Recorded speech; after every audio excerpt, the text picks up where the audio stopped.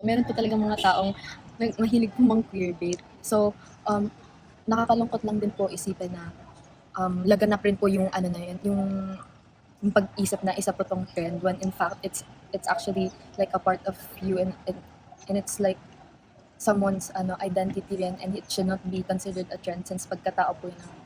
Namulat si Chelsea Banag, 20 years old, nakakaiba siya nung bata pa siya. Pero tulad ng marami, walang pangalang tugma para sa kanya dahil madalas, bakla at tomboy lang ang madalas itawag sa mga non-binary. I guess yung awakening ko po nung elementary pa actually grade 4 since I came from an all-girls school. And nalaman ko po dahil a-attract na po talaga ako sa mga classmates ko nun. Pero nung time na po yun, hindi ko po talaga ma-identify sarili ko as tomboy. Dati po kasi ang tawag lang, ang pagkaalam ko lang po bakla or tomboy. Nag-iisang anak si Chelsea at tanggap naman siya ng kanyang mga magulang. At alam niya rin na maswerte siya at hindi siya nakaranas ng discrimination bilang bisexual sa lipunan. Hindi po talaga ako nag-out, pero biglaan na lang po nila ako kinausap nung nag-dinner po kami, nung recently lang po actually. Tapos bigla na lang po nila sinabi na accept naman daw talaga nila ako. Matagal na nila hinihintay na may sabihin ako. Fortunately po, I have never encountered discrimination naman po talaga. Since sa all-girls school po, very open-minded po talaga ang mga schoolmates ko po. So, marami rin po kami actually na members din po ng LGBTQIA. So, parang dun po talaga yung naging comfort place ko growing up.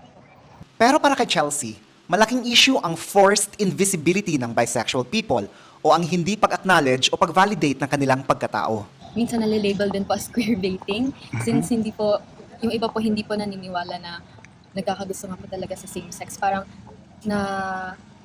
napagkakamalan pong nakikisabay lang sa trend. Ayun po.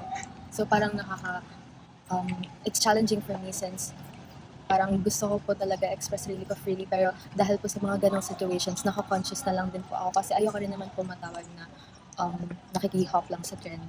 Ang self-love ay malaking bagay para kay Chelsea, lalo na sa LGBTQIA people. Sa kanya, you cannot be loved if you do not even love yourself. Hindi naman kailangan talaga mag-out kung hindi kayo komportable mag-out kasi syempre pagkatao niya naman po, hindi mo naman kailangan ipalabas sa tao kung sino ka kasi alam mo naman sa sarili mo kung sino ka. Kaya panindigan mo lang at mahalin mo lang sarili mo kasi at the end of the day, ikaw lang naman talaga rin yung kayang magmahal sa sarili mo, tumanggap sa sarili mo. So kung gusto mo rin, hangad mo rin na matanggap ka ng tao, magsisimula yun within you po. At para sa mga LGBTQIA haters, sinasabi ni Chelsea na panahon na para tigilan nila ang misrepresentation sa turo ng Diyos. Hindi naman kayo Diyos, bakit kayo nagsasabi na na isang kasalanan yun ay ang Diyos mapagmahal sa lahat? Hindi kayo Diyos para magsabi na hindi rin kami mahal ng Diyos.